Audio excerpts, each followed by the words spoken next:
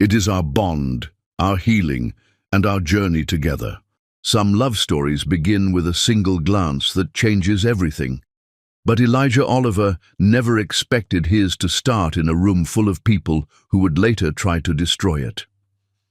The crystal chandeliers of the Grand Metropolitan Hotel cast dancing shadows across the marble floor as Chicago's elite mingled at the annual Children's Hope Foundation Gala. Elijah Oliver stood near the champagne fountain, his tailored Armani tuxedo fitting him like a second skin, but his mind was elsewhere. At 28, he was already heir apparent to the Oliver real estate empire, a billion-dollar dynasty his grandfather had built from nothing. Yet tonight, surrounded by the city's most powerful figures, he felt utterly empty. Another boring evening of fake smiles and business cards, he muttered to himself, swirling the golden liquid in his crystal glass. The familiar weight of expectation pressed down on his shoulders like an invisible crown, too heavy, too suffocating. His phone buzzed with the fifth text from his mother, Julia Oliver, reminding him to network appropriately and remember the family reputation. Julia ruled the Oliver family with an iron fist wrapped in designer gloves, and she had specific plans for Elijah's future, plans that didn't include him falling in love with anyone she hadn't personally vetted and approved. Across the ballroom, Rachel Oliver, his 26-year-old sister, held court with a group of socialites, her laughter as sharp as the diamonds adorning her neck. She caught Elijah's eye and raised her champagne flute in a mocking salute. Rachel had always resented that, as the eldest son, Elijah would inherit the lion's share of their father's empire. Their younger brother Thomas, 24 and bitter beyond his years, was probably somewhere in the hotel bar, drowning his jealousy in expensive whiskey. The Oliver family dynamics were toxic enough to poison a small city. But tonight, fate had different plans. That's when he saw her. Janice moved through the crowd like liquid grace. Her black evening dress elegant but clearly not designer, her natural beauty needing no enhancement from the costly jewelry that adorned every other woman in the room. She was directing the catering staff with quiet efficiency, her warm brown eyes focused and professional, her smile genuine as she thanked each worker personally. Elijah found himself gravitating toward her corner of the ballroom, drawn by something he couldn't name. As he approached, he heard her gentle voice encouraging a nervous young waiter who had nearly dropped a tray of hors d'oeuvres. "Don't worry, David," she said softly, steadying his hands. "Everyone gets nervous their first night. You're doing beautifully. Just breathe." The kindness in her voice stopped Elijah in his tracks. In his world, staff were invisible, treated as extensions of the furniture, yet here was this woman, clearly the event coordinator, treating each person like they mattered. "Excuse me," Elijah said, approaching with unusual hesitation. "I'm Elijah Oliver. I just wanted to say this is the most beautifully organized gala I've attended." Janice looked up, and when their eyes met, the world seemed to pause. Her smile was radiant, completely unguarded, and Elijah felt something shift inside his chest, something he'd never experienced in all his years of carefully orchestrated social interactions. "Thank you so much, Mr. Oliver," she replied, her voice carrying a musical quality that made his name sound different, warmer. "I'm Janice Williams. I've been coordinating events for 5 years, but I have to admit, this one meant something special to me. The Children's Foundation does incredible work." There was passion in her voice when she spoke about the charity, a fire in her eyes that had nothing to do with money or social status. Elijah realized he was staring and tried to compose himself, but something about her presence made his usual polished confidence crumble. "Would you—" he began, then stopped, suddenly feeling like a schoolboy asking for his first dance. "Would you like to step outside for some air? It's quite warm in here." Janice glanced around the ballroom, checking that everything was running smoothly. The evening was in full swing, her team handling their responsibilities with the efficiency she'd trained them for. She nodded, and together they walked toward the hotel's famous rooftop terrace. The Chicago skyline spread before them like a glittering tapestry, the October air crisp against their skin. For the first time in hours, Elijah could breathe freely, away from the suffocating expectations and watchful eyes of his family's social circle. "It's beautiful up here," Janice said, wrapping her arms around herself against the cool breeze. Without thinking, Elijah shrugged out of his tuxedo jacket and draped it around her shoulders. The gesture felt natural, protective, and when she looked up at him with surprise and gratitude, he felt something he'd never experienced before, the desire to take care of someone simply because they mattered to him. "Tell me about yourself, Janice Williams," he said, leaning against the terrace railing. "What do you do when you're not orchestrating perfect charity galas?" She laughed, a sound like wind chimes in a gentle breeze. "I paint in my spare time, though I'm probably terrible at it. I volunteer at the animal shelter on weekends. I love cooking, especially for people I care about. There's something magical about sharing a meal you've prepared with your own hands." Everything about her was genuine, unpolished by the artificiality that coated his world like expensive varnish. Elijah found himself sharing things he'd never told anyone. His dreams of making the family business more than just about profit, his love of architecture, his secret wish to design homes that families could actually afford. "Most people in your position don't think about affordable housing," Janice observed, studying his face in the moonlight.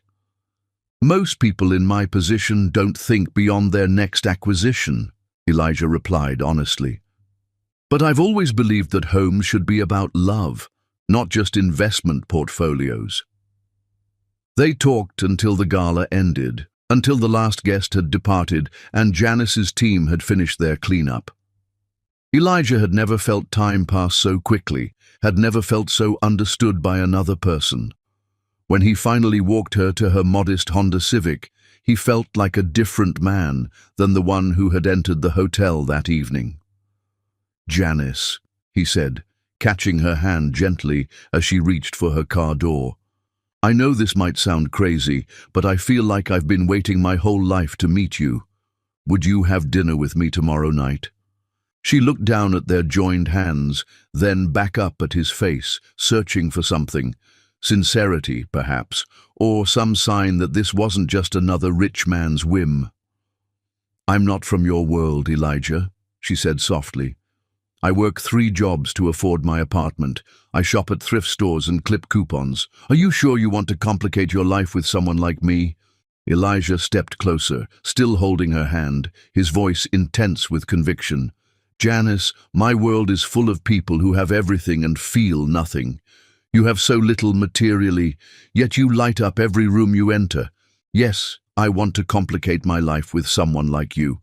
I want to complicate it beautifully." She was quiet for a long moment, then smiled, that same radiant, unguarded smile that had stopped his heart earlier. "Okay, Elijah Oliver. 1 dinner, but I choose the restaurant." As she drove away, Elijah stood in the empty parking garage, still wearing her warmth on his jacket, still feeling the electricity of her touch. He pulled out his phone and saw 17 missed calls from his mother, 12 from Rachel, and 8 from Thomas. The Oliver family had noticed his absence, and they would have questions. But for the first time in his life, Elijah didn't care about their questions, their expectations, or their carefully laid plans. He had met a woman who made him want to be better than the sum of his family's ambitions, and he was going to fight for that feeling with everything he had. What he didn't know, as he walked to his Bentley with a lightness in his step he'd never experienced before, was that his family was already watching. Julia Oliver's private investigator had photographed every moment of his conversation with Janice, and the war for Elijah's soul had already begun. The golden promise of love was about to face its first test against the silver poison of family manipulation, and only one would survive. Chapter 2. Against all odds. When love declares war against legacy, the battlefield is always the human heart, And Elijah Oliver was about to discover that some victories come at the cost of everything you thought you knew. The Oliver family mansion sat like a fortress on Lakeshore Drive, its limestone walls having witnessed 3 generations of wealth, power, and carefully orchestrated marriages. But this morning, those walls would witness something unprecedented: open rebellion from their heir apparent. Elijah descended the grand marble staircase with a lightness in his step that had been absent for years. 6 months had passed since that magical night at the charity gala. 6 months of secret dinners, stolen moments, and a love that grew stronger with each passing day. Hidden in his jacket pocket was his grandmother's engagement ring, a flawless 3-carat diamond that had sealed Oliver unions for generations. "You're glowing," Rachel observed acidly from the breakfast table, her perfectly manicured fingers wrapped around a crystal coffee cup. "Must have been quite a business meeting last night." Elijah ignored his sister's sarcasm and took his usual seat. But everything felt different now. The mahogany dining table that had once felt regal now seemed cold and imposing. The oil paintings of stern-faced Oliver ancestors seemed to glare down at him with disapproval for the choice he was about to make. "Where's Mother?" he asked, checking his Rolex. Julia was never late for the family's daily briefing, their morning ritual of discussing business strategies and social obligations. "She's in Father's study, planning your engagement party to the Ashworth girl," Thomas replied, not looking up from his tablet. At 24, Thomas had perfected the art of delivering devastating news with casual indifference. Elijah's blood turned to ice. "What engagement?" Rachel's smile was razor-sharp. "Oh, didn't you know? Mother finalized the arrangement last night. You're to propose to Catherine Ashworth next month. It's perfect. 2 real estate empires joining forces. Father would have been so proud." The mention of their deceased father hit like a physical blow. Jonathan Oliver had died 2 years earlier, leaving behind a business empire and 3 children bound by his ironclad will, a document that gave Julia controlling interest until Elijah's 30th birthday, provided he married appropriately. Elijah stood abruptly, his chair scraping against the marble floor. There will be no engagement to Catherine Ashworth. Julia Oliver entered the dining room at that moment, her silver hair perfectly coiffed, her black Chanel suit immaculate. At 58, she commanded respect and fear in equal measure, having clawed her way from middle-class obscurity to become Chicago's most powerful socialite through her marriage to Jonathan. "Good morning, darling," she said, kissing Elijah's cheek with calculated affection. "I trust you slept well. You've been keeping such irregular hours lately." "Mother, we need to talk," Elijah said, his voice steady despite the storm brewing inside him. Julia's pale blue eyes narrowed slightly. She had inherited her son's intelligence and her husband's ruthlessness, a combination that made her a formidable opponent. "Of course, dear. Children, give us privacy." Rachel and Thomas exchanged meaningful glances before departing, but Elijah knew they would be listening from the hallway.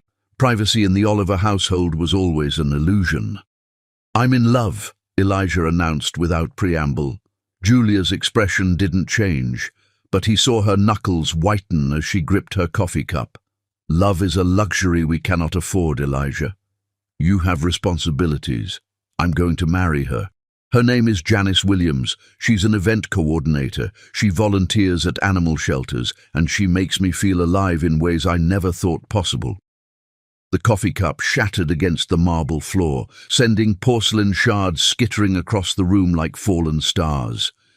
Julia's mask of composure finally cracked, revealing the venom beneath. "An event coordinator?" The words dripped with disgust. "Some common girl who serves canapés for a living? Absolutely not." Elijah pulled out the engagement ring, its faceted surface catching the morning light streaming through the tall windows. This was grandmother's ring. She wore it for 62 years of marriage to a man she chose herself, not one selected by committee. Your grandmother was already wealthy when she married your grandfather, Julia spat. This girl is after our money, Elijah. Can't you see that? Janice doesn't even know about the inheritance terms, Elijah replied calmly. She thinks I'm just a real estate developer with a nice apartment. She's never asked me for anything except my time and attention. Julia began pacing, her heels clicking against the floor like a countdown clock. I forbid this marriage. Marry Catherine Ashworth, secure the merger, and keep your little plaything as a mistress if you must. But you will not legitimize this relationship. Elijah had prepared for this moment, had rehearsed his words during countless sleepless nights.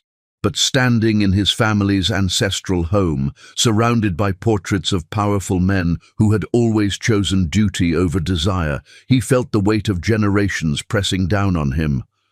I choose Janice, he said quietly. I choose love over legacy. The slap came so fast he didn't see it coming. Julia's palm connected with his cheek, with enough force to turn his head, the sound echoing through the vast room like a gunshot. You ungrateful child, she hissed. Everything we've built, everything your father sacrificed for, and you're willing to throw it away for some gold-digging nobody? Elijah touched his stinging cheek, but his voice remained steady. If that's your final position, Mother, then you've made my decision easier. What does that mean? It means I'm proposing to Janice tonight, with or without your blessing. Julia's face went pale, then flushed with rage. If you marry that girl, you'll lose everything. The inheritance, the company, your place in this family. I'll see to it, personally. Then I guess I'll have to build something new, Elijah replied, heading toward the door. Something based on love instead of manipulation. Elijah! Julia's voice cracked like a whip. Walk out that door, and there's no coming back. He paused at the threshold, looking back at the woman who had raised him, but never truly loved him. Not the way Janice did, unconditionally, and without expectation. Goodbye, Mother. That evening, Elijah took Janice to Lincoln Park Zoo, the same place where they'd had their first official date 6 months earlier. She wore a simple blue dress that cost less than his tie, but she was more beautiful than any woman in designer gowns he'd ever known. They walked hand in hand past the lion exhibit, where she'd first told him about her dreams of opening an animal sanctuary someday. The setting sun painted the sky in shades of gold and pink, and Elijah felt like he was stepping into the first real day of his life. Janice, he said, stopping beside the pond where families of ducks glided peacefully through the water. 6 months ago, I was just existing, going through the motions of a life someone else had planned for me. Then I met you, and suddenly I understood what it meant to be truly alive. Janice's eyes filled with tears as he dropped to one knee, the engagement ring catching the dying light like captured starfire. I don't have much to offer you, except my heart and a promise that I'll spend every day trying to deserve your love. Janice Williams, will you marry me? The word yes was barely a whisper, but it was the most beautiful sound Elijah had ever heard. As he slipped the ring onto her finger, she pulled him up into a kiss that tasted like forever. It's gorgeous, she breathed, staring at the diamond in wonder. But Elijah, are you sure? I heard some of your family's friends talking at the gala about arranged marriages, about business mergers. Won't this cause problems? Elijah cupped her face in his hands, memorizing every detail. The way her eyes sparkled when she was happy, the small scar above her left eyebrow from a childhood accident, the dimple that appeared when she smiled. Let me worry about my family, he said. You just worry about planning the most beautiful wedding Chicago has ever seen. What neither of them noticed was the photographer hidden behind the trees, his telephoto lens capturing every moment of their proposal. By morning, the photos would be on Julia Oliver's desk, and the real war would begin. But for now, In this perfect moment beside a peaceful pond, Elijah Oliver held his future wife in his arms and felt richer than he'd ever imagined possible, even as his family's fortune slipped through his fingers like water through broken glass. Chapter 3. Perfect Storms. Heaven and hell can exist in the same moment. Elijah and Janice were about to discover that their paradise was being built on the very foundation their enemies planned to destroy. 3 months into their engagement, Elijah and Janice moved into their dream home, a stunning lakefront mansion in Lincoln Park that Elijah had purchased under both their names. The decision to make Janice a co-owner wasn't just romantic, it was revolutionary in a world where wealthy men rarely shared legal power with their wives-to-be. "I can't believe this is really ours," Janice whispered, standing in the marble foyer as afternoon sunlight streamed through the crystal chandelier, casting rainbow patterns across the cream-colored walls. Elijah wrapped his arms around her from behind, breathing in the jasmine scent of her hair. "Not just ours, my love, yours. Your name is on every document, every deed, every mortgage paper. This house belongs to you as much as it belongs to me." She turned in his arms, tears glistening in her eyes. "Why would you do that? Most men in your position would—" "Most men in my position don't love the way I love you," he interrupted, cupping her face tenderly. "This isn't just a house, Janice. It's our foundation, our future. I want you to feel secure, protected, cherished. I want you to know that no matter what happens, you'll always have a home." The house was magnificent. 6 bedrooms, 4 bathrooms, a gourmet kitchen that opened onto a great room with floor-to-ceiling windows overlooking Lake Michigan. But what made it truly special was how Janice transformed it from a showcase into a sanctuary. Within weeks, the sterile perfection gave way to warmth and personality. Janice hung her paintings, bold, vibrant canvases that captured Chicago's skyline in ways that made Elijah see his city through new eyes.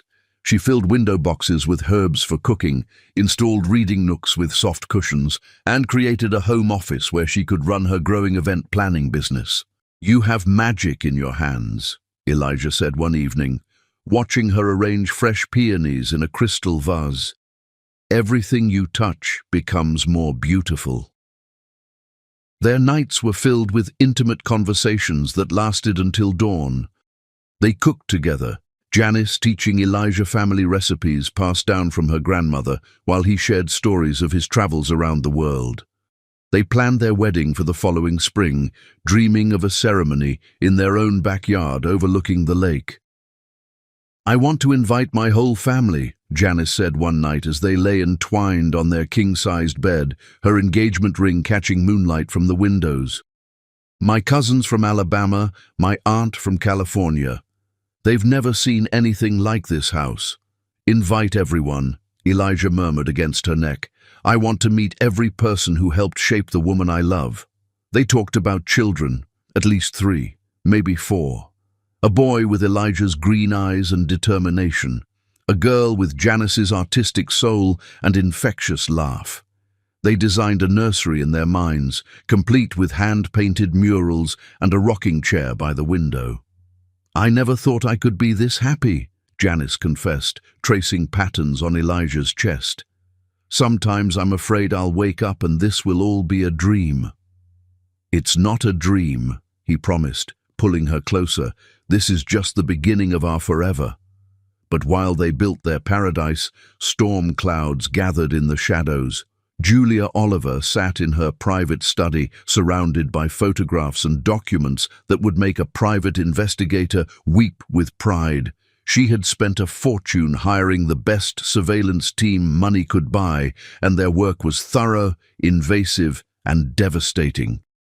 "Explain to me again why this is taking so long," she said coldly to the man sitting across from her mahogany desk.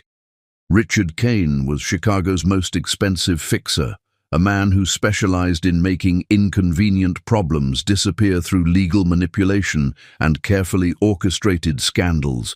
His services didn't come cheap, but Julia Oliver could afford anything. Mrs. Oliver, your son's fiancée is remarkably clean, Kane admitted, spreading photos across the desk. No criminal history, no suspicious financial activity, no compromising relationships. She volunteers at 3 different charities, pays her taxes on time, and hasn't even had a parking ticket in 5 years.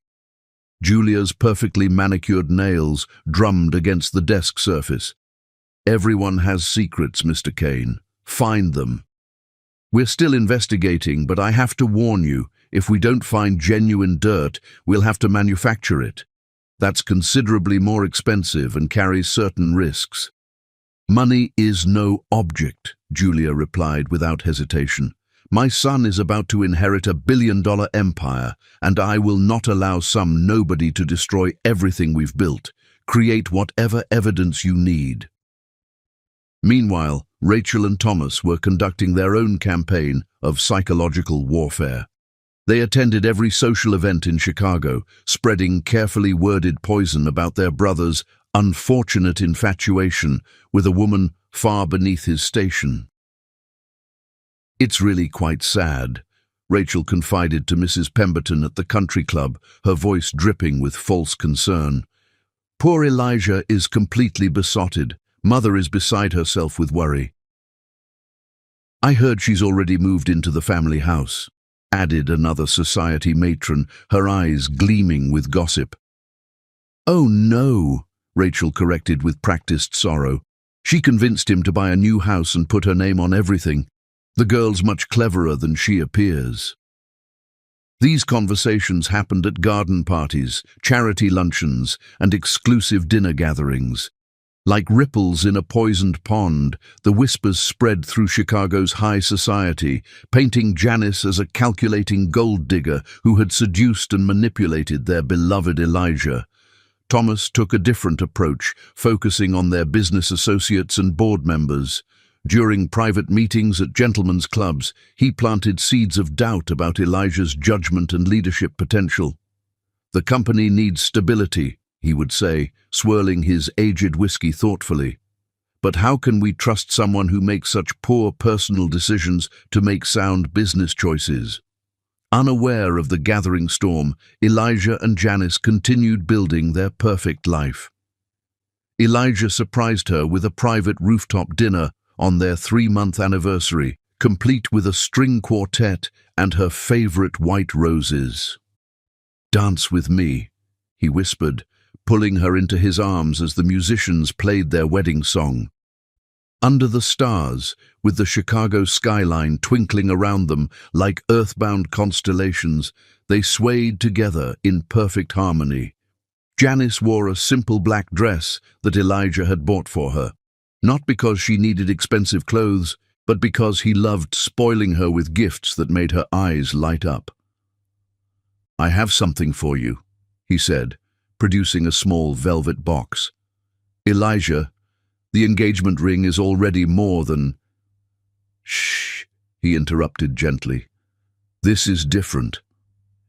Inside the box was a delicate platinum bracelet adorned with tiny diamonds, arranged like stars.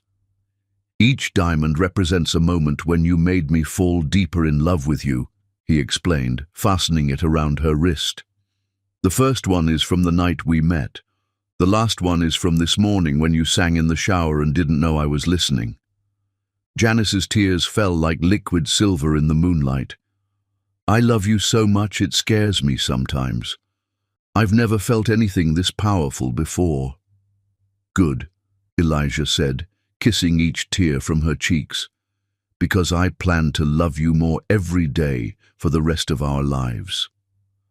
They made love that night with a passion that seemed to set the very air on fire, their bodies and souls intertwining as completely as their legal and financial lives had become. Afterward, they lay wrapped in silk sheets, planning their future with the confidence of people who believed love could conquer anything.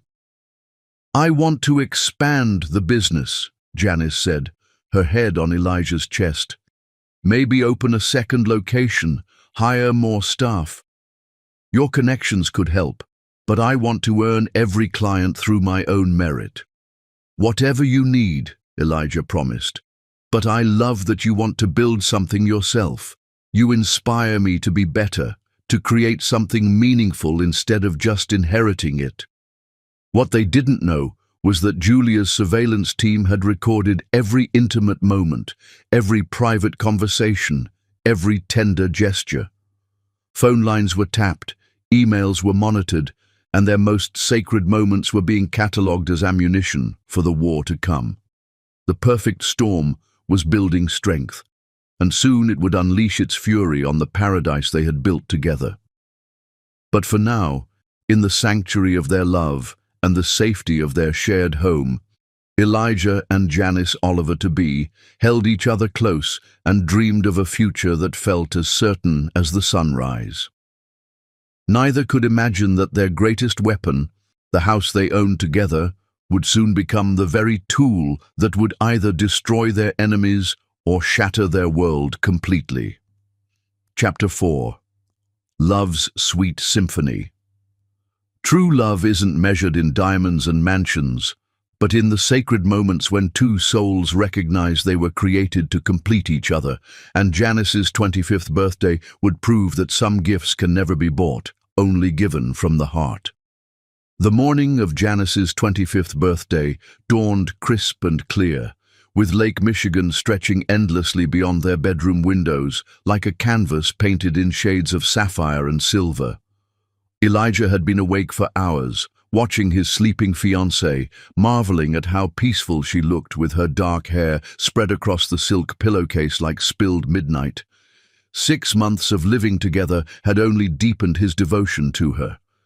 Every morning, he discovered something new to love. The way she hummed old gospel songs while making coffee, how she talked to their plants as if they were beloved pets, the adorable wrinkle that appeared between her eyebrows when she concentrated on her event-planning sketches. He had memorized every detail of her sleeping face, the long lashes that cast shadows on her cheeks, the slight curve of her lips that suggested she was dreaming of something pleasant, the way her breathing made the delicate chain of her necklace rise and fall. This was his favorite time of day, these quiet moments when he could love her without reservation, without the world intruding on their perfect bubble of happiness. "Happy birthday, my queen," he whispered, pressing gentle kisses along her jawline until she stirred. Janice opened her eyes slowly, a sleepy smile transforming her face into pure sunshine. Even first thing in the morning, without makeup or styled hair, she was the most beautiful woman he had ever seen. Her natural radiance came from within, from a soul so pure it seemed to glow. What time is it?" she asked, her voice husky with sleep. "Time for your birthday surprise," Elijah said, unable to contain his excitement. He had been planning this gift for months, transforming the unused sunroom into something that would make her artistic heart sing. Every detail had been carefully considered, every element chosen to reflect how deeply he understood her dreams. "Elijah Oliver, what have you done?" she laughed, allowing him to pull her from bed and wrap her in his silk robe. The garment dwarfed her petite frame, making her look younger and more vulnerable, awakening every protective instinct he possessed. "Close your eyes," he commanded, leading her down the hallway. "And no peeking." Janice squeezed her eyes shut, trusting him completely as he guided her through their home.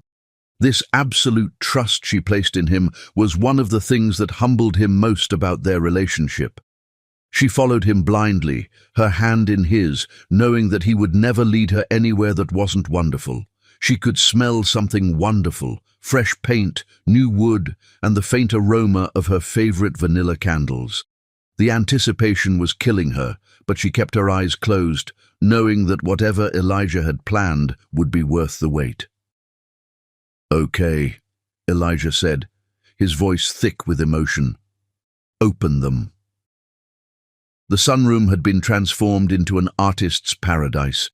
Floor-to-ceiling windows flooded the space with natural light, perfect for painting.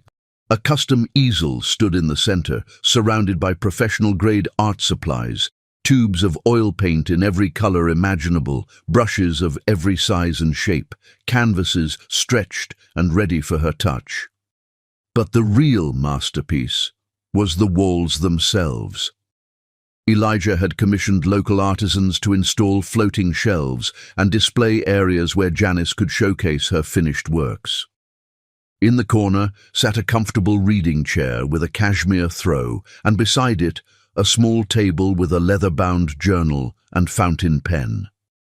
The attention to detail was breathtaking.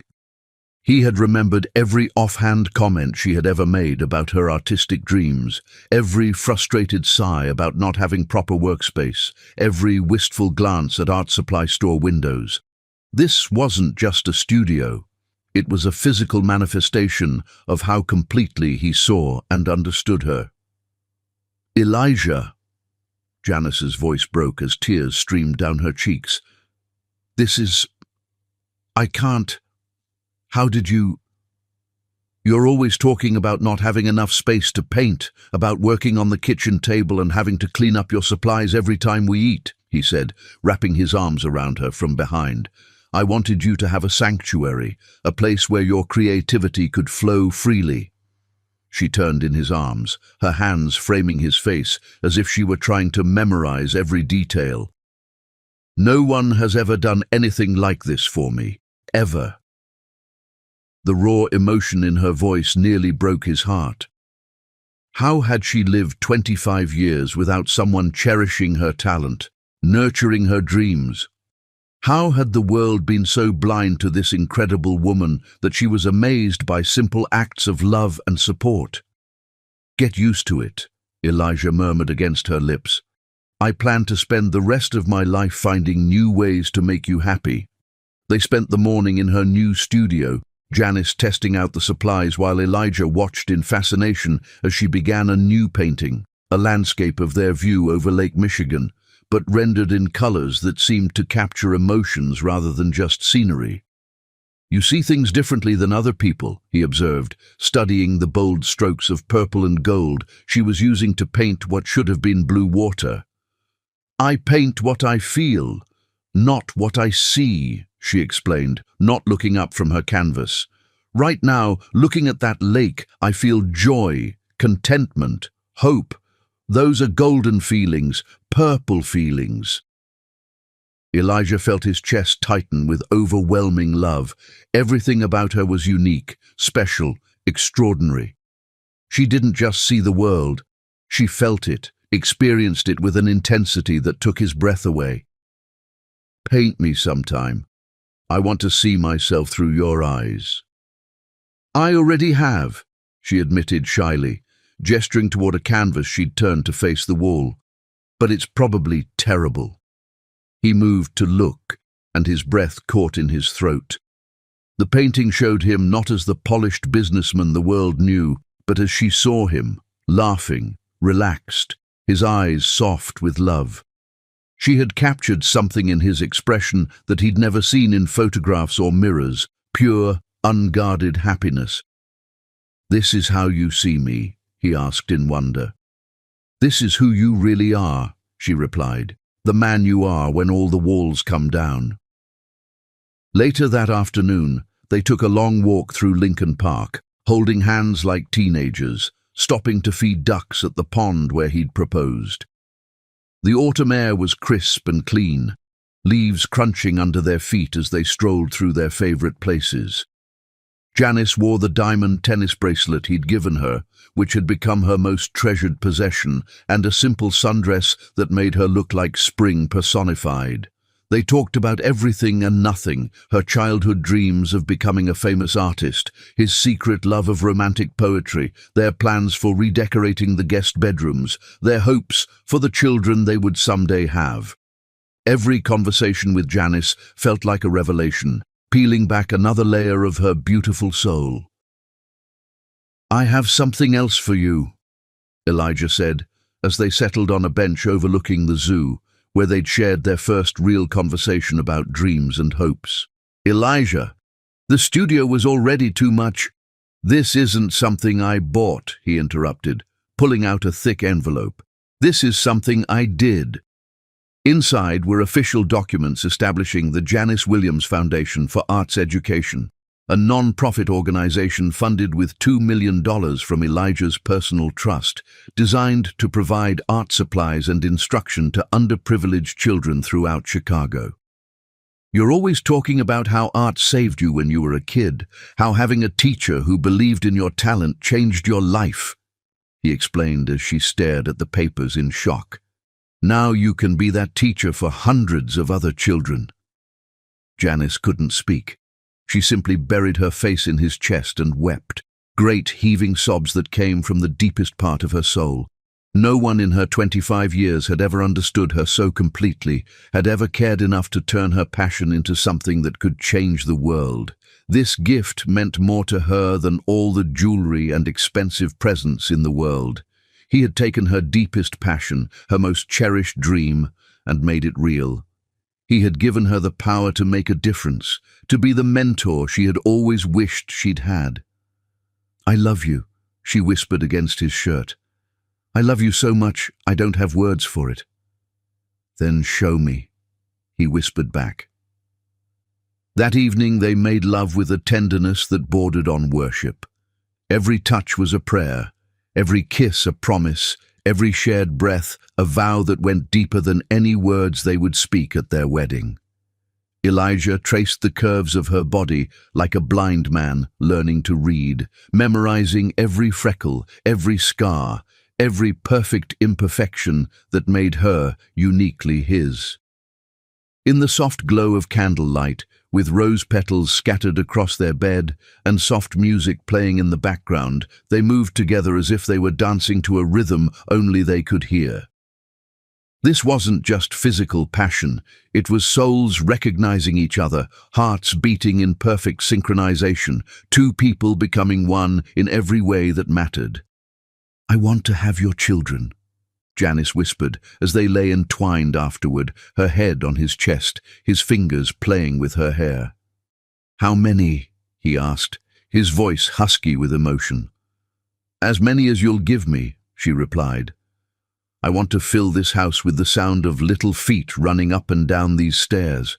I want to teach them to paint, and you can teach them about buildings and dreams." 3, Elijah decided. 2 boys and a girl. The boys will have your artistic soul, and the girl will have your strength. What if it's the other way around?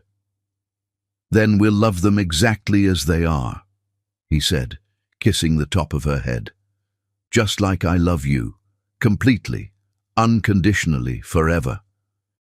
They talked deep into the night about their future children, planning bedtime stories and family traditions, choosing names and imagining personalities. They would raise their children to be kind, creative, and confident. They would travel the world together, showing them different cultures and ways of life. They would create a home filled with love, laughter, and endless support for whatever dreams their children chose to pursue. Neither of them noticed the telephoto lens capturing their intimate moments from the abandoned building across the street, or realized that their most private conversations were being recorded by devices hidden throughout their home. "Promise me something," Janice said as dawn began to lighten the sky. "Anything. Promise me that no matter what happens, no matter what anyone says or does to try to tear us apart, you'll remember this feeling. Remember how much we love each other right now, in this moment." Elijah lifted her chin, looking deep into her eyes with an intensity that made her breath catch.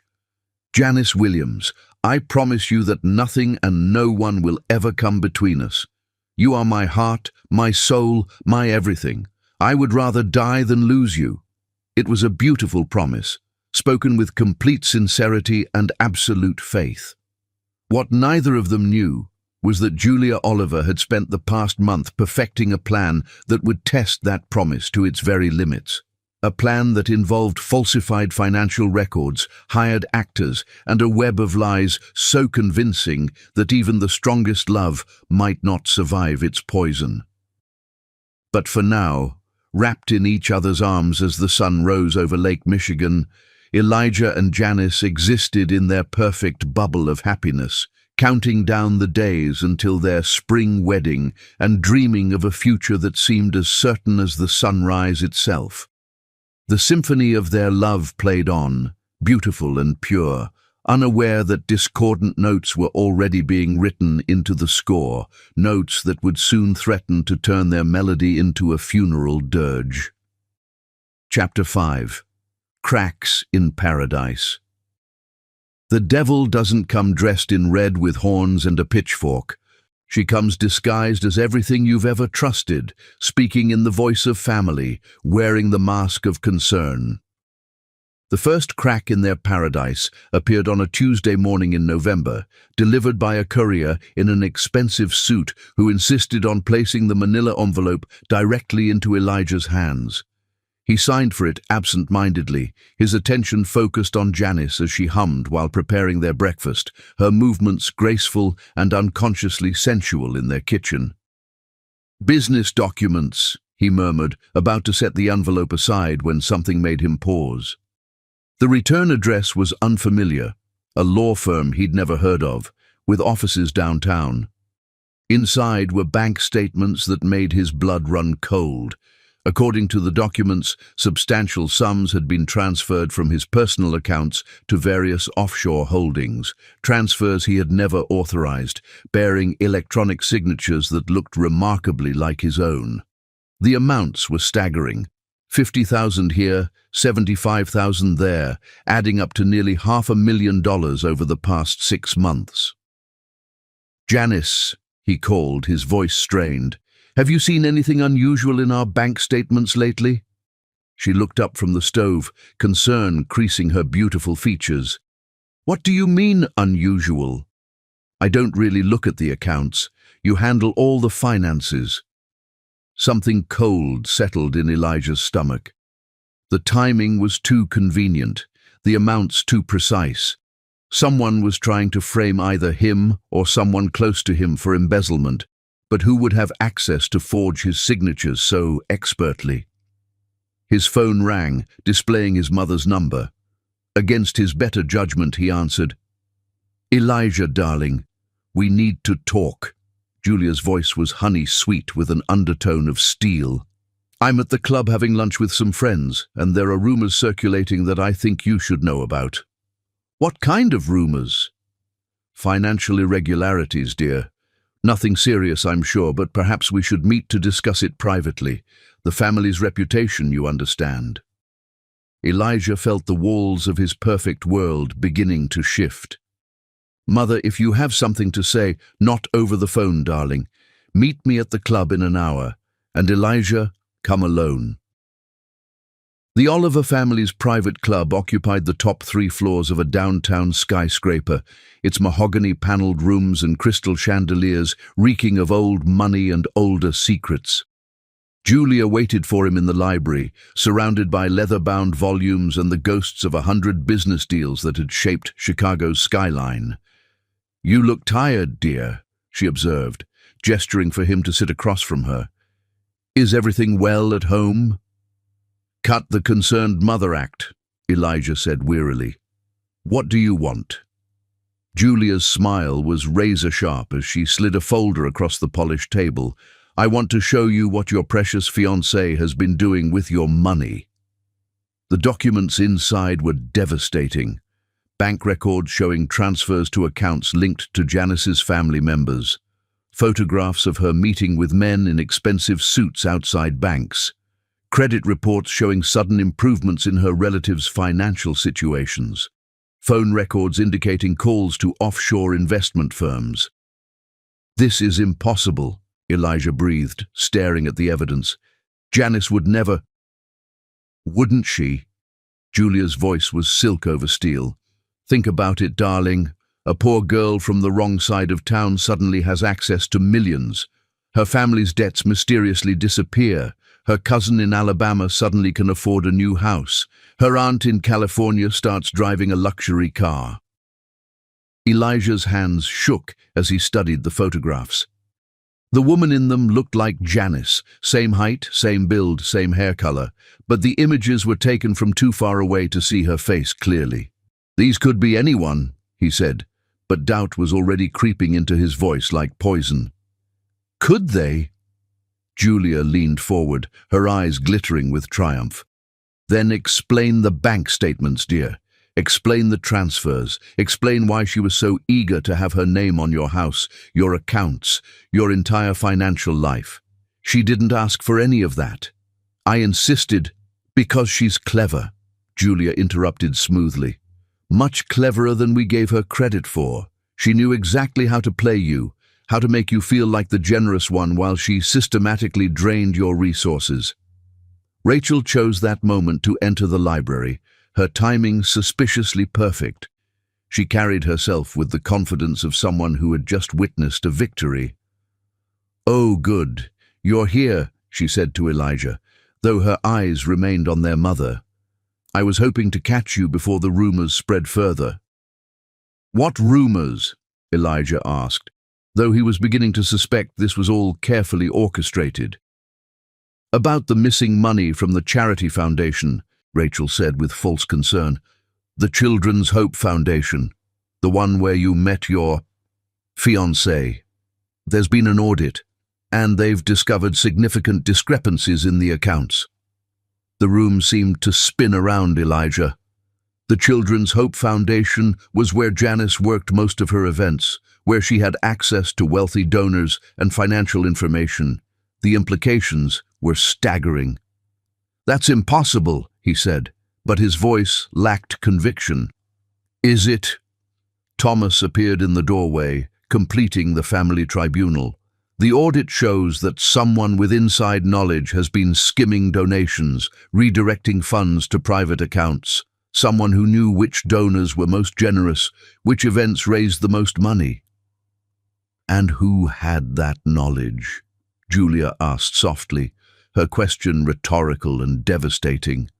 Elijah felt like he was drowning. Every piece of evidence was circumstantial, but together they painted a picture of systematic manipulation and theft.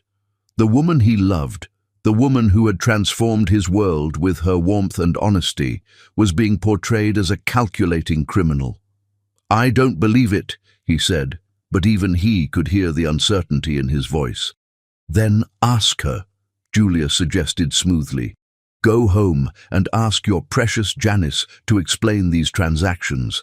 Ask her about her family's sudden good fortune. Ask her why charity money started disappearing right after she gained access to your accounts." Elijah left the club feeling like a man walking to his own execution. The drive home took forever and no time at all, his mind racing between love and doubt, trust and suspicion. The evidence was overwhelming, but his heart refused to accept what his eyes had seen. He found Janice in her art studio, working on a painting of their future children. 3 small figures playing in a garden that looked remarkably like their backyard. She was so absorbed in her work that she didn't hear him enter, and for a moment he simply watched her, trying to reconcile the woman he loved with the criminal his family was painting her to be. "Janice," he said quietly. She turned with a brilliant smile that faded when she saw his expression. "What's wrong? You look like you've seen a ghost. We need to talk." Something in his tone made her set down her brush, wariness creeping into her eyes. "Okay. What about?" "Money," Elijah said, the word falling between them like a stone. "Missing money." The color drained from Janice's face, and for the first time since he'd known her, she looked guilty. "What money?" "Don't lie to me," he said, his voice sharper than he'd intended. "There are bank records, Janice, transfers from my accounts to accounts linked to your family, money missing from the charity where you work." "Elijah, I don't know what you're talking about," she said, but her voice was shaking. "I've never touched your money. I've never even looked at your bank statements." "Then explain this," he said, pulling out copies of the documents Julia had shown him. Janice stared at the papers as if they were written in a foreign language. I don't understand. These accounts, these transactions, I've never seen them before in my life." "But this is your signature," Elijah pressed, pointing to authorizations that bore her name. "That's not my signature," she said desperately. "Elijah, you know my handwriting. Look at this. It's nothing like how I actually write." She was right. Now that he looked more carefully, the signatures were close but not perfect. But the doubt Julia had planted was growing like a cancer, poisoning everything he thought he knew about the woman he loved. "Maybe you should call your family," he suggested coldly. "Ask them about their recent financial windfalls." Janice's eyes filled with tears. "You don't trust me." "I'm trying to," Elijah replied, his own heart breaking even as he spoke. "But the evidence can be faked," she whispered. "Elijah, please. You know me. You know I would never steal from children, never steal from you. I love you." He wanted to believe her. Every fiber of his being screamed that this was wrong, that Janice was incapable of such calculated deception. But Julia's words echoed in his mind. "She's clever, much cleverer than we gave her credit for." "I need some time to think," he said finally, unable to meet her eyes. "Time?" Janice's voice cracked. "Elijah, this is our life we're talking about, our love, our future. You can't just take time." But he was already walking away, leaving her standing in the studio surrounded by paintings of the happy future they had planned together, a future that suddenly seemed as fictional as the forged documents in his hands. What Elijah didn't know was that Julia's surveillance team had captured every moment of their confrontation, every tear that fell from Janice's eyes, every crack that appeared in their perfect love story. The first phase of Julia's plan was complete, and the woman who had dared to steal her son's heart was finally beginning to understand that she had entered a war she was destined to lose. Chapter 6. The Slow Poison. Doubt is the cruelest weapon in love's arsenal. It needs no evidence to wound, no proof to kill, only the whispered suggestion that everything you believed was a beautiful lie. The silence in their home became a living entity, heavy and suffocating, filling every room with unspoken accusations and wounded love. 3 weeks had passed since Elijah's confrontation with Janice about the financial evidence, and their once perfect sanctuary had transformed into a battlefield where every gesture was scrutinized, every word weighed for hidden meaning. Elijah found himself watching Janice with the cold calculation of a prosecutor, analyzing her every movement for signs of deception. When she reached for her phone, he wondered who she was calling. When she checked their mail, he questioned what she might be hiding. When she spent money, even $20 at the grocery store, he found himself calculating whether it was reasonable or suspicious. "You bought organic vegetables again," he said one evening, his tone accusatory as he examined their shopping receipt. Janice looked up from where she was preparing dinner, hurt flashing across her features. "I always buy organic vegetables, Elijah. You know I believe in eating healthy." "Organic costs more," he replied, as if this was evidence of some greater crime.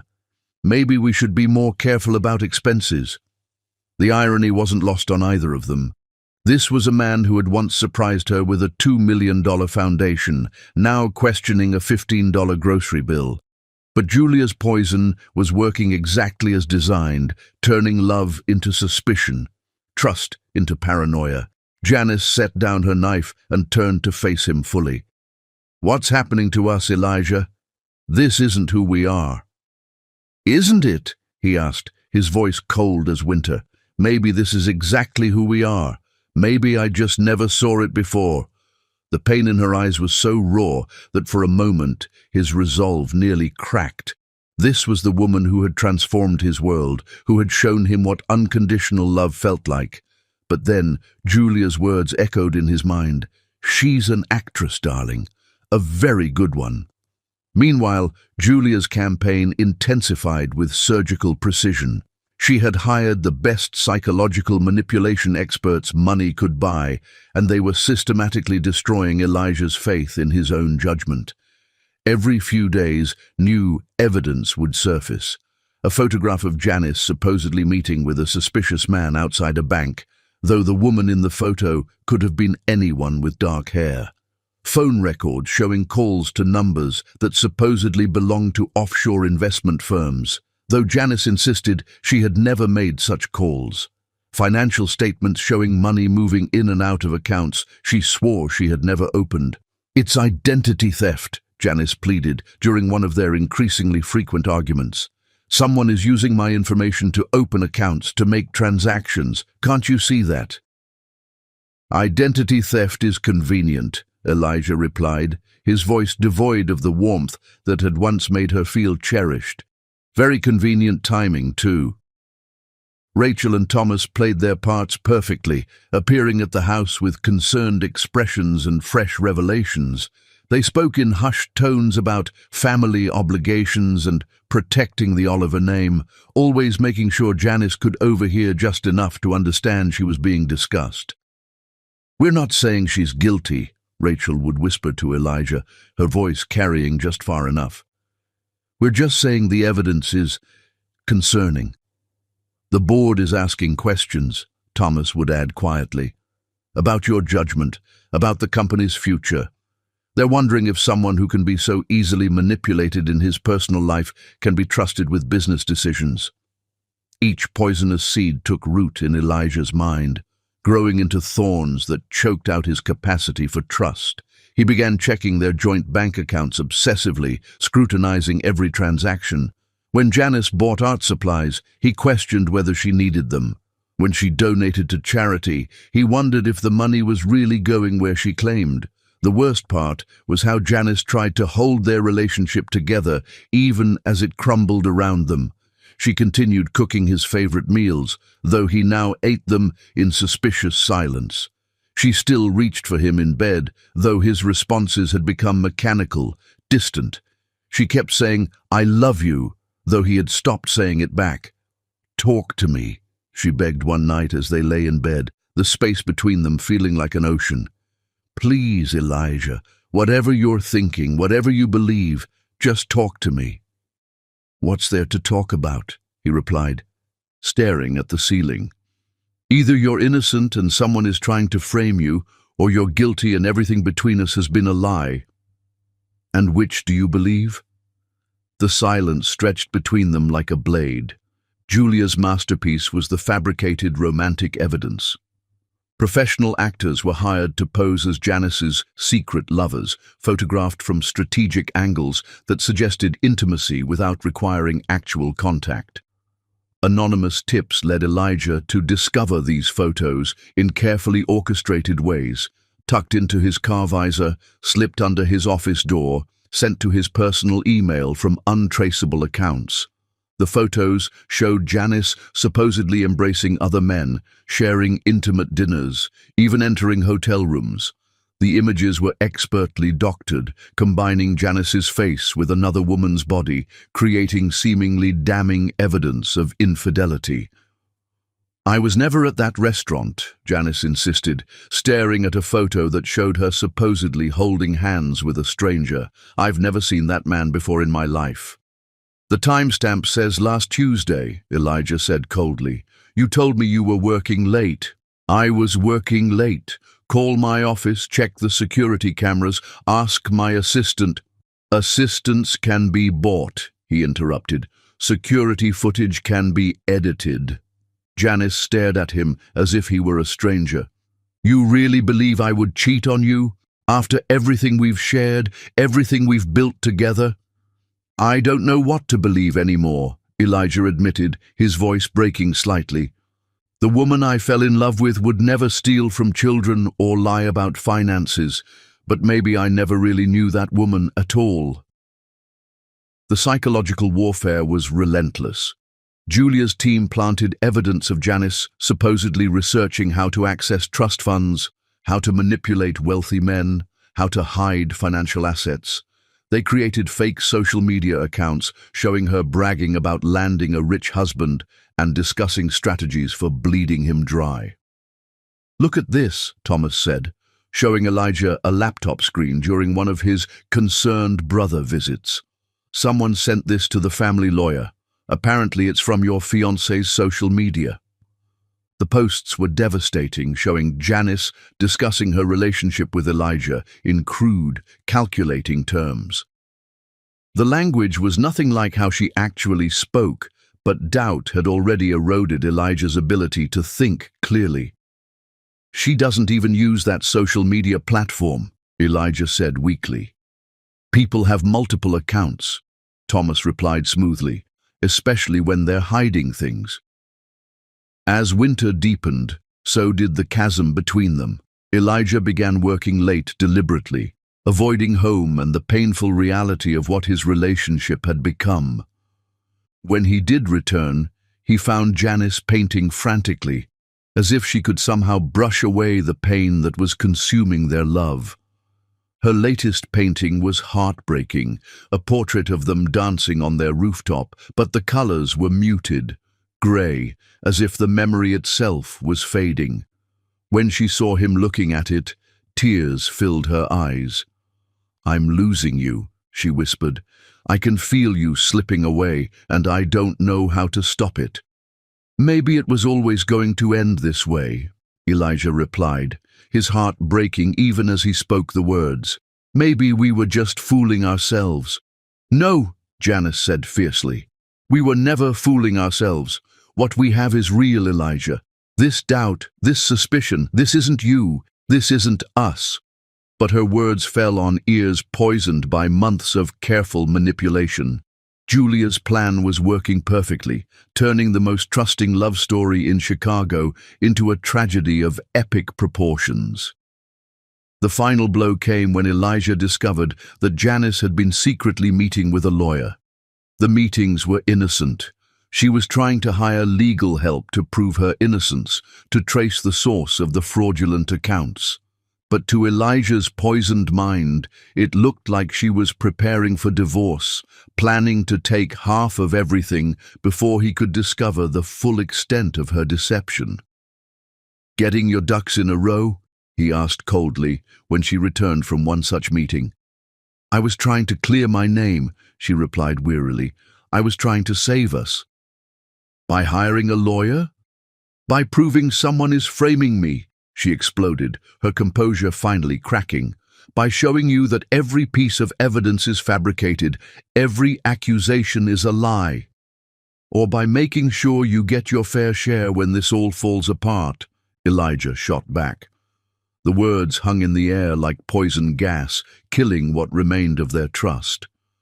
Janice stared at him as if she had never seen him before, and perhaps she hadn't. This cold, suspicious stranger bore little resemblance to the man who had once promised to love her unconditionally. "I don't know who you are anymore," she whispered, her voice breaking.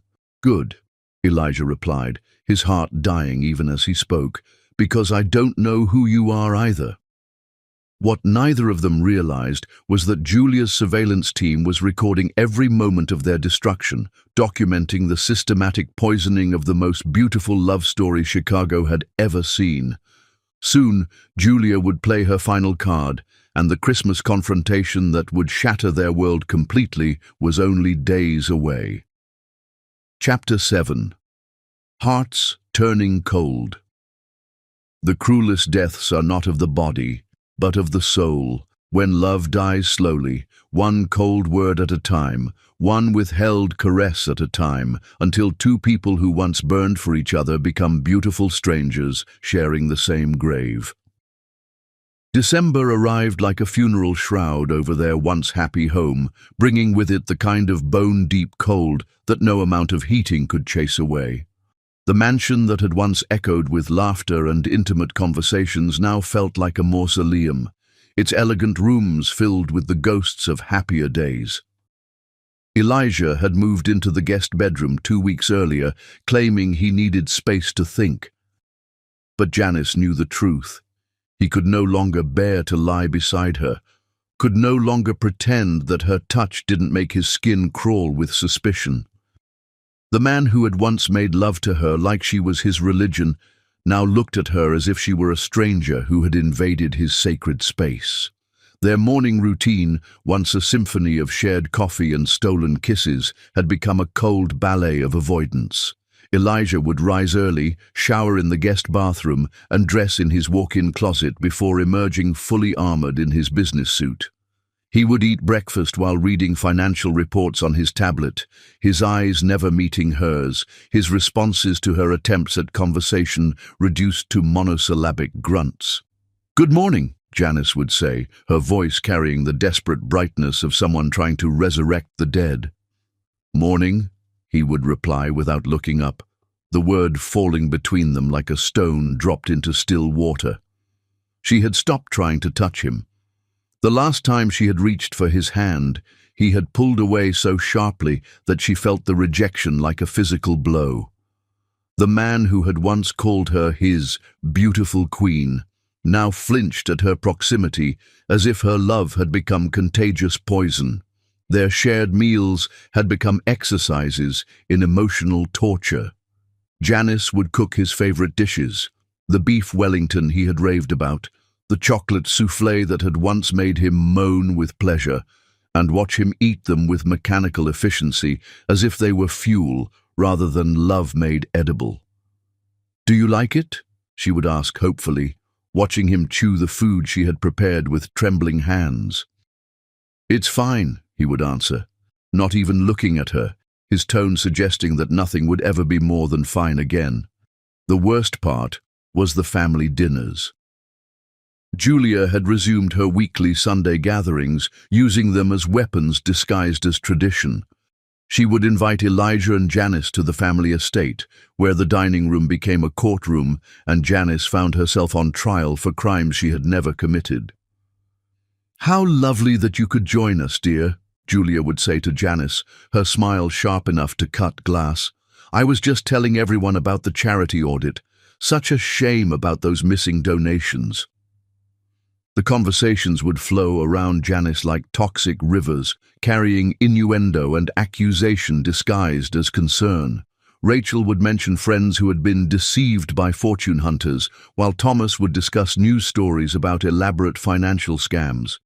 Every word was chosen for maximum psychological impact, designed to remind Elijah of his doubts and make Janice feel like a criminal in the dock. "I read about a case just like this," Rachel would say, cutting her prime rib with surgical precision. "A young woman who seduced a wealthy man, gained access to his accounts, and systematically drained his resources. The poor man never saw it coming because he was blinded by what he thought was love." Elijah would sit in silence during these character assassinations, his jaw clenched but his mouth closed.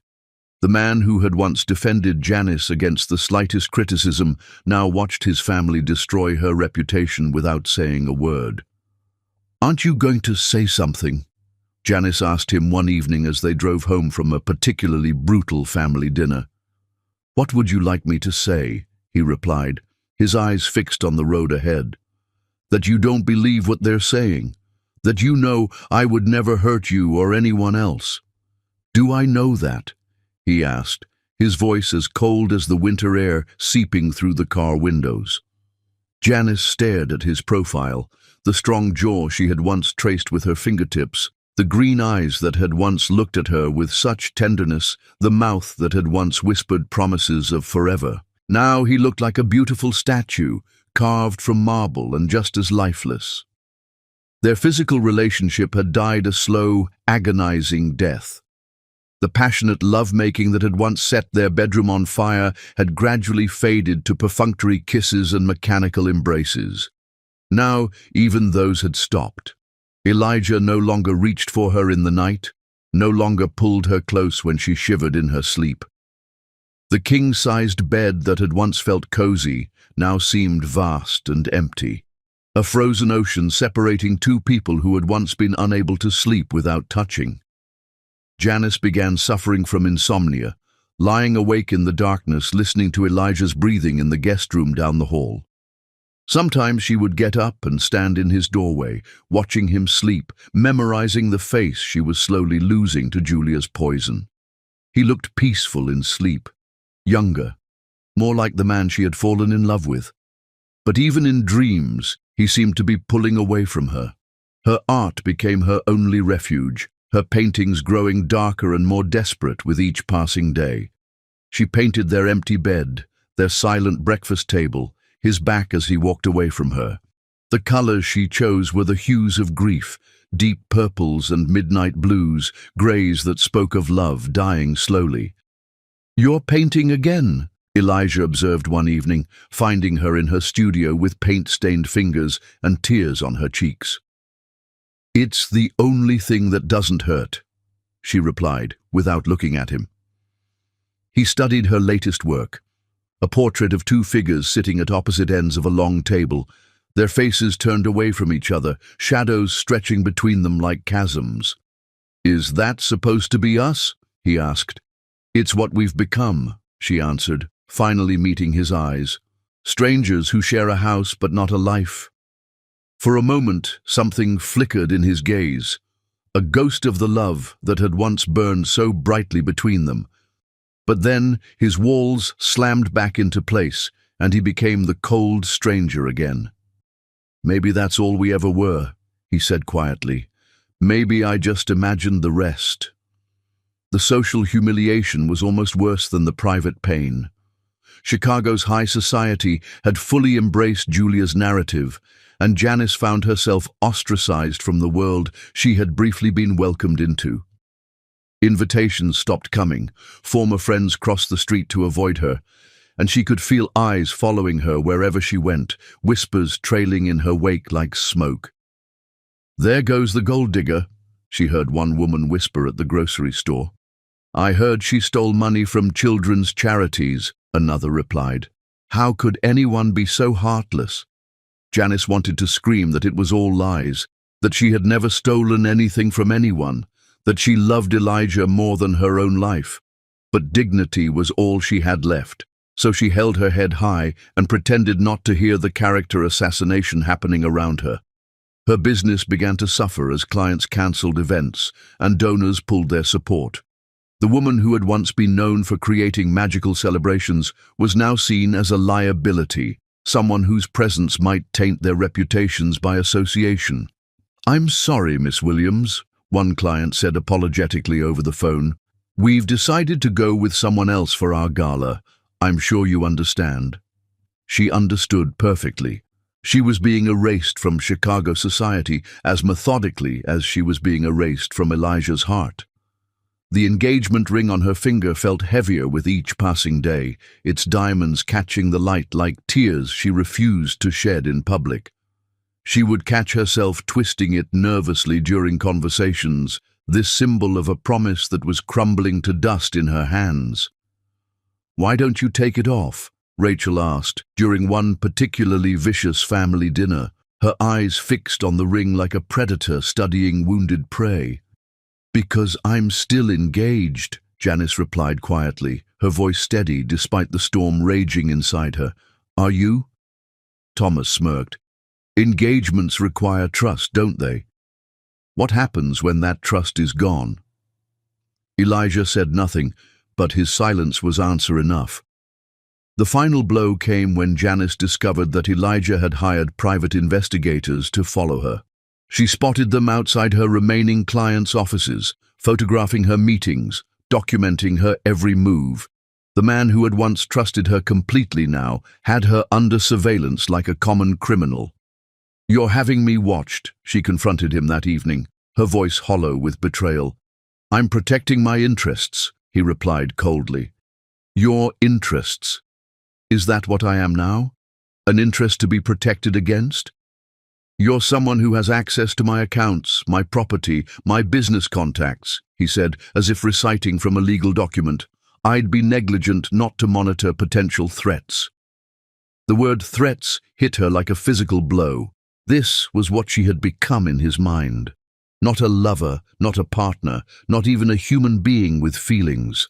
She was a threat to be neutralized, a problem to be solved. "I was never a threat to you," she whispered, her composure finally beginning to crack.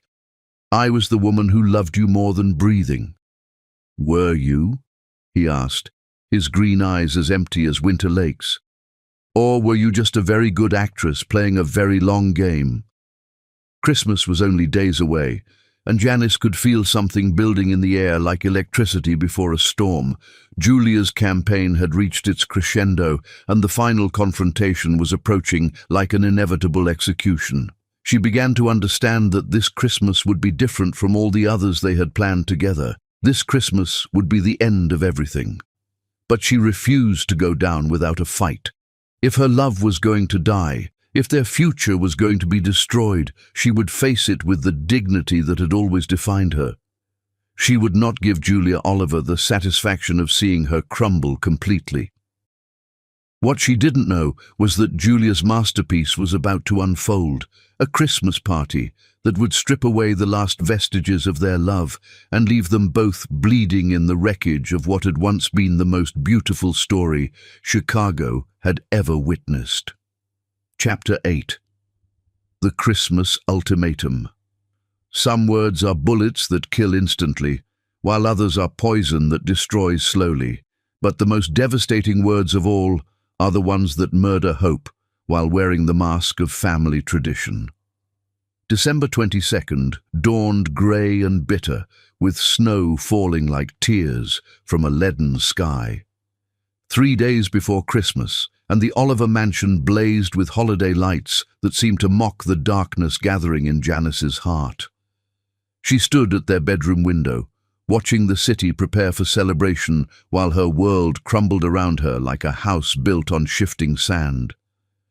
For weeks, she had clung to the desperate hope that Christmas would somehow restore the magic between them.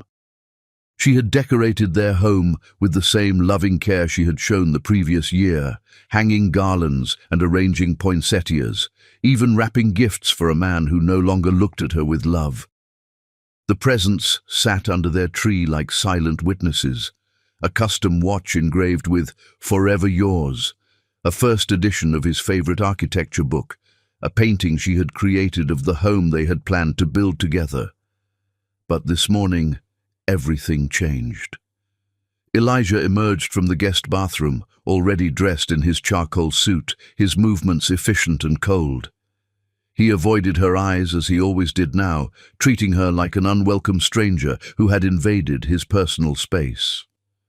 "Good morning," Janice said softly, the words feeling like glass in her throat. He didn't respond immediately, instead checking his phone with the mechanical precision of a man going through motions. When he finally spoke, his voice carried the finality of a judge pronouncing sentence. "I won't be home for Christmas Eve," he said without looking at her. "The family is having their celebration at Mother's house." Janice felt the room tilt around her. "What do you mean you won't be home? We always spend Christmas Eve together. We have traditions." "Things change," Elijah interrupted, his tone as sharp as winter wind. "Family obligations take precedence." "I'm your family too," she whispered, her voice breaking despite her efforts to remain strong. "Or I'm supposed to be." Finally, he looked at her, and the emptiness in his green eyes was more devastating than any anger could have been. This was the gaze of a man looking at someone he no longer recognized, someone who had become a burden rather than a blessing. "Are you?" he asked quietly. "Because families are built on trust, Janice, and I don't trust you anymore." The words hit her like physical blows, each syllable carefully chosen to inflict maximum damage. She gripped the windowsill to keep from falling, her knuckles white against the dark wood. "Then why am I still here?" she asked, her dignity hanging by the thinnest of threads. "If you don't trust me, if you don't love me, why haven't you asked me to leave?" Something flickered across his face. Pain, perhaps, or regret. But it was gone so quickly, she might have imagined it. "I wasn't expecting you this year," he said finally, the cruelest words he had ever spoken to her. "My family will be with me. Perhaps you should make other arrangements." The statement hung in the air like a death sentence. After everything they had shared, every promise they had made, every dream they had built together, she was being dismissed like an unwanted guest. The man who had once begged her to marry him was now telling her she wasn't welcome at his family's Christmas celebration. "Other arrangements," she repeated numbly. "You want me to spend Christmas alone?" "I want you to spend Christmas wherever you'll be most comfortable," he replied, but his tone suggested he didn't care where that might be. Janice stared at him, this beautiful stranger who wore her fiancé's face but spoke with a cold heart she didn't recognize. 6 months ago, he would have fought armies to keep her by his side. Now, he was casting her out like garbage. "I see," she said quietly, her voice steady despite the earthquake happening inside her chest. "And after Christmas?" "What then?" Elijah straightened his tie, a gesture she had once found endearing, but now seemed like a shield against any remaining vulnerability. "We'll discuss our situation after the holidays," he said formally, as if they were business partners dissolving a failed venture rather than lovers whose dreams lay in ashes. "Our situation," she repeated, tasting the bitter words. "Is that what we are now? A situation to be resolved?" He didn't answer, which was answer enough. That evening, as snow continued to fall outside their windows, Janice watched Elijah prepare for the Oliver family's Christmas Eve celebration with the same care he might have taken preparing for a funeral. He chose his most expensive suit, the one she had always said made his eyes look like emeralds. He wore the cufflinks his father had given him, the ones that symbolized the Oliver legacy and power. She wanted to ask if he was trying to look good for someone else, if there was already another woman waiting in the wings to take her place. But she had lost the right to ask such questions. She had become a stranger in her own home, watching her life pack itself away like Christmas decorations being stored for another year. "You look handsome," she said softly as he checked his appearance in the hallway mirror. He met her eyes in the reflection, and for just a moment, she saw a flicker of the man she had fallen in love with, vulnerable, uncertain, caught between what he felt and what he had been convinced to believe. "Janice," he began, but then his phone buzzed with a text from Julia, and the moment shattered like crystal hitting stone. "I should go," he said instead, the softness gone from his voice. "Mother doesn't like to be kept waiting." As he reached for the door, Janice felt something desperate claw its way up her throat. "Elijah, wait!" she called out, her composure finally cracking. "Please, before you go, just tell me one thing. Do you remember loving me? Do you remember how happy we were?" He stopped with his hand on the doorknob, his shoulders tense beneath the expensive fabric of his suit. For a long moment, he didn't turn around, didn't speak, didn't breathe. "I remember thinking I was happy," he said finally, his voice barely above a whisper. "But I don't know anymore if any of it was real." The door closed behind him with a soft click that sounded like the final note of a funeral dirge. The Oliver family mansion glittered like a malevolent jewel against the snowy landscape, its windows blazing with golden light and its halls echoing with the forced merriment of people celebrating a victory they had worked months to achieve.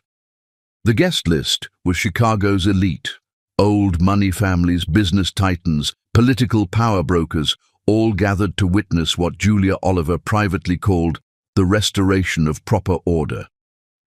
Elijah arrived to find the party in full swing, crystal champagne flutes catching the light from massive chandeliers, while servers in white uniforms circulated through rooms decorated with enough holly and gold ribbon to stock a department store. Everything was perfect, elegant, expensive, exactly the kind of Christmas celebration his family had always hosted. "Darling," Julia appeared at his side, resplendent in burgundy silk and diamonds that caught the light like captured stars. "You look wonderful. I was so worried you might bring complications." "She's not coming," Elijah said flatly, accepting a glass of champagne from a passing server. "Oh!" Julia's eyebrows rose in perfectly orchestrated surprise. "How unfortunate. I do hope she's not unwell." Rachel materialized beside them, her smile sharp enough to cut glass. Perhaps she decided to spend Christmas with her real family, the ones who've been benefiting so generously from their association with her.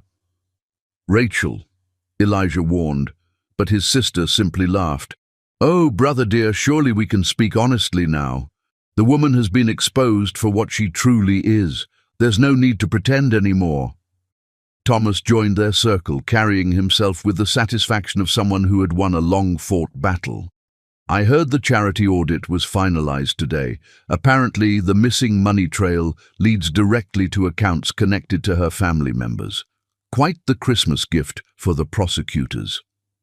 Elijah felt something cold settle in his stomach. "What are you talking about?" "The embezzlement case," Julia said smoothly, her eyes glittering with triumph. "Did she not tell you? The authorities have enough evidence to file formal charges. I'm surprised she hasn't fled the city already." The champagne turned to acid in Elijah's mouth. Somewhere in his heart, beneath layers of doubt and poison, a small voice whispered that this was all wrong, that the timing was too convenient, the evidence too perfect. But he had been conditioned to distrust that voice, to question every instinct that led him toward believing in Janice's innocence. "Ladies and gentlemen," Julia announced, her voice carrying easily across the crowded room, "if I could have your attention for a moment." The party guests turned toward their hostess, their faces bright with curiosity and expensive wine. Elijah felt a chill of premonition, sensing that whatever his mother was about to say would change everything. "I want to thank you all for being here tonight," Julia continued, her smile radiant and deadly. "Christmas is a time for family, for celebrating the blessings of the year past and looking forward to an even brighter future." She paused, her eyes finding Elijah in the crowd. "This year has been particularly educational for our family. We've learned valuable lessons about trust, about loyalty, and about the importance of protecting what we hold dear." Murmurs rippled through the crowd as guests sensed drama approaching. "Some of you may have heard whispers about my son's recent entanglement with an unsuitable woman," Julia said, her voice carrying just the right note of maternal concern. "I'm pleased to announce that situation has been resolved. Elijah has seen through the deception and chosen to put family and honor above temporary infatuation." Applause broke out among the guests, the sound making Elijah's skin crawl. He felt like an animal in a cage, being displayed for the entertainment of people who had never cared about his happiness. "Mother," he began, but Julia raised her hand for silence. "In fact," she continued, her smile growing wider, "I'm delighted to share that Elijah will be announcing his engagement to Catherine Ashworth in the new year, a proper match between two established families." The room erupted in congratulations and cheers, but Elijah heard none of it. His mother had just announced his future without consulting him, had promised him to another woman like he was a prize to be awarded, the woman he had loved, still loved despite everything, was being erased from his life as completely as if she had never existed. As the party swirled around him, Elijah stood frozen in the center of his family's triumph, finally understanding that he had been playing a game where the rules had been written long before he was born. And somewhere across the city, in the home they had shared and the bed where they had once planned their future, Janice was spending Christmas Eve alone, not knowing that her final humiliation was yet to come. Chapter 9. Silent Thunder. The most powerful storms are often the quietest ones. They don't announce themselves with wind and rain, but with the terrible silence that comes just before the world splits apart. Christmas morning arrived with the cruel irony of perfect beauty, crystalline snow blanketing Chicago in pristine white, church bells ringing across the city, families gathering in warm homes filled with laughter and love.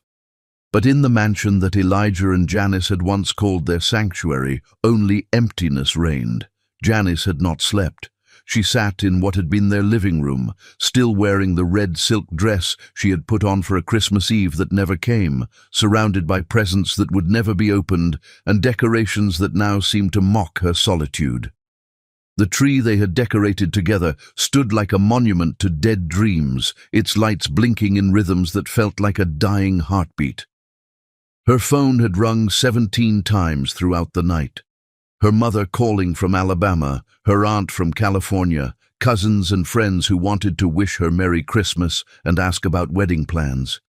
She had let every call go to voicemail, unable to explain that the fairy tale they all believed in had become a nightmare written by people who wielded money like weapons.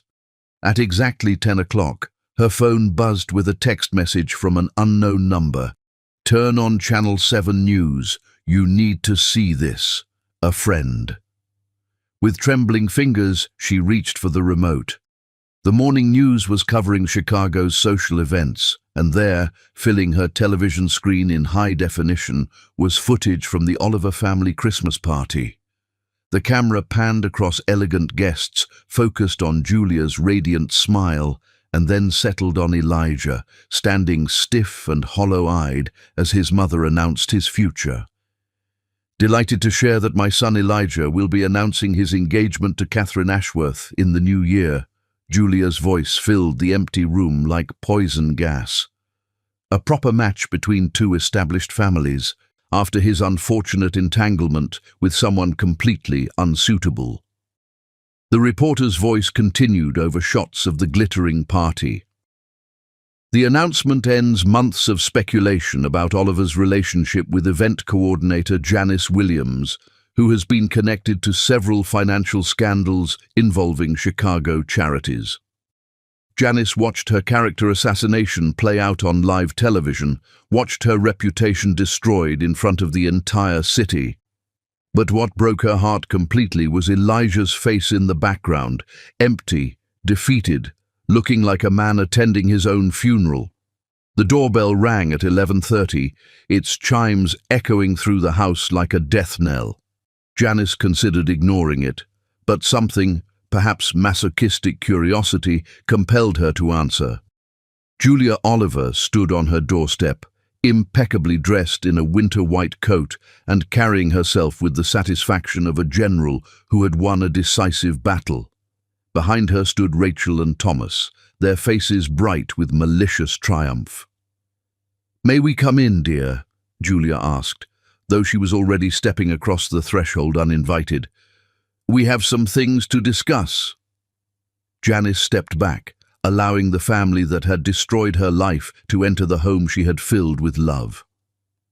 They moved through her living room like conquerors surveying conquered territory, their eyes cataloguing everything as if already calculating its value. "Lovely decorations," Rachel observed with false sweetness. "Though I suppose this will be your last Christmas here." "What do you want?" Janice asked quietly, her voice steady despite the storm raging inside her chest. Julia settled onto the sofa where Janice and Elijah had spent countless evenings planning their future, her smile as sharp as winter wind. "We want to show you something, dear. Evidence that we've been saving for just the right moment." Thomas opened a briefcase and spread photographs across the coffee table like tarot cards predicting doom. The images were devastating. Bank records, financial statements, transaction histories, all bearing Janice's forged signatures and linking her to the systematic theft of hundreds of thousands of dollars. "Impressive work, isn't it?" Julia said conversationally. "Some of the best forgeries money can buy. Of course, the authorities won't know they're forgeries. The paper trail is quite convincing." Janice stared at the fabricated evidence, finally understanding the true scope of Julia's campaign. This wasn't just about destroying her relationship with Elijah. This was about destroying her completely, financially and legally. "You created all of this," she said, her voice barely above a whisper. "We created nothing," Rachel replied with mock innocence. "We simply discovered irregularities and felt duty-bound to report them to the proper authorities." The FBI's Financial Crimes Division is very interested in your case, Thomas added helpfully, particularly since the stolen money was supposed to go to children's charities. They take that sort of thing very seriously. Julia leaned forward, her eyes glittering with triumph. But here's the beautiful part, dear. All of this evidence, all of these charges, they could simply disappear. Computer files get corrupted, paper records get misfiled, witnesses suddenly develop memory problems. What do you want? Janice asked again, though she already knew the answer. Leave, Julia said simply. Leave Chicago, leave Illinois, leave Elijah's life completely, disappear quietly, and we'll make sure the evidence disappears too. Fight us, and you'll spend the next decade in federal prison. The silence that followed was thick with unspoken threats and broken dreams. Janice looked around the home she had transformed with her love, at the Christmas tree that would never see the gifts beneath it opened, at the life she was being forced to abandon. And if I leave? She asked quietly. You sign these documents, Julia produced a legal folder, relinquishing any claim to this house, to Elijah's assets, to the Oliver name. You become a ghost, dear, a brief mistake that Elijah will eventually forget. Janice stared at the papers that would erase her from the only life she had ever wanted. Her hands trembled as she read clauses that would strip away her identity, her dignity, her very existence in Elijah's world. You planned this from the beginning, she said, understanding finally dawning. From the moment I met him, you were planning to destroy me. We protect what's ours, Julia replied coldly. Elijah is an Oliver. He was always meant for someone of his own class, someone who could strengthen the family rather than weaken it with sentiment. He loves me, Janice whispered, clinging to the one truth she still believed. Does he? Rachel laughed, the sound like breaking glass. Have you seen him lately, dear? Have you looked into his eyes? Love requires trust, and he doesn't trust you anymore. We made sure of that. The cruelty was breathtaking in its precision. They had systematically destroyed not just her relationship with Elijah, but his capacity to love her. They had poisoned his mind so thoroughly that even if the truth came out, the damage might be irreversible. You have 24 hours to decide, Julia said, standing and smoothing her coat. Sign the papers and disappear, or face the consequences of challenging a family with unlimited resources and no conscience. Where is Elijah? Janice asked, as the family prepared to leave. Elijah is where he belongs, Thomas replied, with his real family, planning his real future with a woman worthy of the Oliver name. After they left, Janice sat alone in the wreckage of her life, staring at the legal documents that would erase her existence. Outside, snow continued to fall, covering the world in white that looked pure from a distance but was really just frozen water, beautiful and cold and temporary. She thought about fighting, about trying to prove her innocence, about clinging to hope that somehow the truth would set her free. But she had seen the evidence they had fabricated, understood the power they wielded, recognized the futility of battling an enemy with infinite resources and no moral constraints. More than that, she had seen what their poison had done to Elijah. The man she loved was gone, replaced by a stranger who looked at her with suspicion and spoke to her with contempt. Even if she could prove her innocence, could she ever trust him not to doubt her again? Could love survive in the ashes of such complete betrayal? At exactly midnight, as Christmas Day became December 26th, Janice Williams made her decision. But it wasn't the decision Julia Oliver expected, and it wouldn't unfold the way the powerful family had planned. She picked up her phone and made a call that would change everything. The storm was about to break, and when it did, the Oliver family would discover that they had underestimated their opponent in the most catastrophic way possible. Janice Williams might be losing the man she loved, but she wasn't going to lose her dignity, and she certainly wasn't going to lose without making them pay for what they had stolen from her. The silent thunder was about to become a roar that would shake Chicago to its foundations. Chapter 10. Love's Redemption. True power isn't in destroying your enemies, it's in watching them destroy themselves while you hold the one weapon they never saw coming, the truth. The phone call Janice made at midnight on Christmas night wasn't to a lawyer or the FBI, it wasn't to her family or friends, it was to her mortgage company. The bank that held the loan on the mansion that Julia Oliver had forgotten was owned jointly by two people, one of whom was about to remind the world that quiet strength could topple even the mightiest empires. "This is Janice Oliver," she said, using her legal name for the first time in months. "I need to speak with someone about cancelling automatic payments on my mortgage account." By dawn, the financial earthquake had begun. When Janice cancelled the mortgage payment on December 27th, she didn't just stop paying for one house, she triggered a cascade of financial obligations that the entire Oliver empire depended upon. The mortgage on the family mansion, the credit lines for Oliver real estate, the investment portfolios that use the property as collateral, everything was interconnected in a web of financial dependency that Julia had never imagined could be turned against her. Rachel Oliver discovered the crisis first when her Black American Express card was declined at Tiffany & Company. Thomas received the news while at his country club, where the manager quietly informed him that his membership had been suspended due to non-payment. But it was Julia who felt the full impact of Janice's quiet revenge. "Mrs. Oliver, this is Harrison Beck from First National Bank." The voice was professionally sympathetic, but financially ruthless.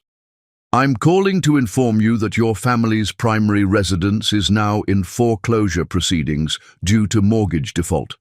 You have 30 days to either bring the account current or vacate the premises." Julia's crystal paperweight shattered against the marble fireplace as the full scope of her miscalculation became clear. In her arrogance, she had forgotten that Janice Williams was more than just a poor girl who could be bullied. She was a co-owner of the property that supported their entire financial structure. The call that changed everything came to Elijah at 6 p.m. on December 30th. Harrison Beck entered his office carrying foreclosure notices that would shatter what remained of Elijah's world. "The payment comes from the lakefront property you own jointly with Janice Williams," Beck explained. "She cancelled the automatic payment system on December 26th. As a co-owner, she had every legal right to do so." The words hit Elijah like a physical blow. "How much to resolve this?" "Approximately $12 million due immediately." Beck handed him a letter written in Janice's careful handwriting. "Elijah, by now you understand what I have done and why. Your family tried to erase me, to make me disappear like I never existed. They created lies, fabricated evidence, and poisoned your mind against me. I could take everything from you the way you took everything from me. I could let your family lose their home, their status, their power. But I won't, because that would make me like them, and I refuse to become the monster they painted me to be. You have 48 hours to decide what matters more, your family's version of the truth or the love we once shared. If you choose them, I will disappear forever, and your debts will disappear with me. If you choose to fight for the truth, meet me where you first told me you loved me. The woman who still loves you, Janice." That night, Elijah sat alone in his office, allowing himself to truly remember Janice. Not the criminal his family had painted, but the woman who had transformed his world with her warmth. He remembered her humming while she cooked, her passionate speeches about helping children, her hands trembling as she'd said yes to his proposal. At 3 a.m. on December 31st, Elijah Oliver made his decision. He began with the bank records, studying them with analytical precision. The transactions were too clean, too perfectly timed. The signatures that supposedly belonged to Janice were close but not exact. The J was wrong, the way she crossed her T's was different. The photographs that supposedly showed her with other men revealed subtle inconsistencies under magnification, shadows that fell wrong, lighting that didn't match, pixels that blurred in telltale patterns of digital manipulation. Every piece of evidence that had convinced him of Janice's guilt crumbled under scrutiny, revealing the elaborate fraud his family had constructed. The final proof came when he confronted Julia at 6 a.m. on New Year's Eve. "I know what you did," he said, walking into his mother's study without knocking. Julia looked up, her mask finally slipping. "You're just like your father, too sentimental to understand that love is a luxury we can't afford." "That girl saved me," Elijah replied. "She made me a better man than you ever could, and you destroyed her for it." "She was nobody," Julia snapped. "A poor little event coordinator who should have been grateful for what she got." "She was the woman I loved," Elijah said quietly. "She was going to be my wife, the mother of my children, and you took that away from me with lies. If you choose her over your family, you'll lose everything." "Good," Elijah replied. "I never wanted any of it anyway."